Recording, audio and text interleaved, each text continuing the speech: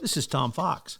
I'd like to welcome you to the newest addition to the Compliance Podcast Network, the Compliance Tip of the Day. This is the podcast where we bring you daily insights and practical advice on navigating the ever-evolving landscape of compliance requirements. Whether you're a seasoned compliance professional or just starting your journey, my aim in this podcast is to provide you with a bite-sized, actionable tip to help you stay on top of your compliance game. Join us as we explore the latest trends from the Department of Justice, share some best practices, demystify complex compliance issues to help keep your organization doing business ethically and in compliance, and at the end of the day, more profitably. Tune in daily for your dose of compliance wisdom. Let's make compliance a little less daunting, one tip at a time. Now a word from the sponsor of the Compliance Podcast Network, Ethico. In compliance, the value of anonymous reporting is undeniable. But with Ethico, anonymity doesn't mean a loss of connection. Our blinded, two-way communication fosters an environment of trust and confidentiality, encouraging open and honest dialogue. It's not just about receiving reports. It's about understanding the story behind each one, creating a culture of integrity and respect. Transform your approach to anonymous reporting with Ethico. Begin your journey at ethico.com/CPN, where you can book a demo, access an exclusive white paper by Tom Fox titled The ROI of Compliance, and utilize our free ROI calculator. Today on the Compliance Tip of the Day, I'd like to take up the issue of sales incentives and compliance. In the 2023 ECCP, the Department of Justice asked the question of what specific actions has the company taken as a result of compliance and ethical considerations around incentivization. How has your company used incentives to further your compliance program? And what's the role of HR in this process? Obviously, we've had some really bad situations come up.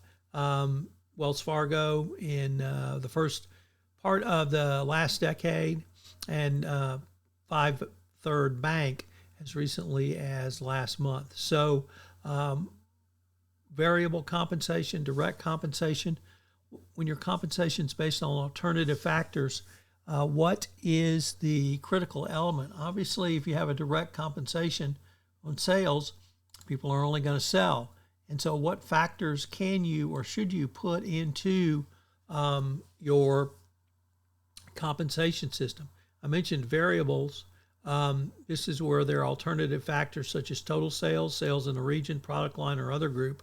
Some of the questions you might ask are, what does your bonus consist of?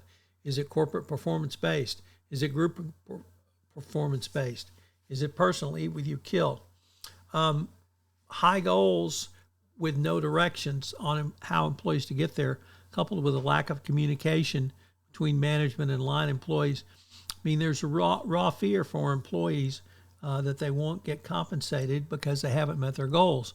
So you need to have clear incentive goals, and then you need to clearly track those goals and how employees get and maintain those goals. Once again, Wells Fargo is the poster child for perverse incentives and requiring employees to lie, cheat, and steal simply to meet their corporate expectations. This is where reasonableness of an overall compensation program, and you can't simply pick a number of 8, such as 8 is great, as the prior CEO of Wells Fargo did, because he liked the rhythmic and rhythmatic influence of those words for a compensation incentive program. So what's your sales incentive program? Are you tracking it? Are you determining whether employees are following it? And is it leading to bribery and corruption? So this month's sponsor of the Compliance Podcast Network, including this podcast, is Ethico. Have you ever wondered about the ROI of your compliance program or had concerns with presenting budget proposals to your CFO? Well, I partnered with Ethico to write a white paper on the ROI of compliance and how you can think through compliance as an investment strategy. Ethico has put together a ROI calculator for you. Check them out on the website.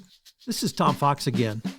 This new podcast, Compliance Tip of the Day, will appear daily. And frankly, it's one of the most requested topics for a podcast that I get on a regular basis. It's going to be short and sweet with one tip with some takeaways that you can utilize to implement into your compliance program.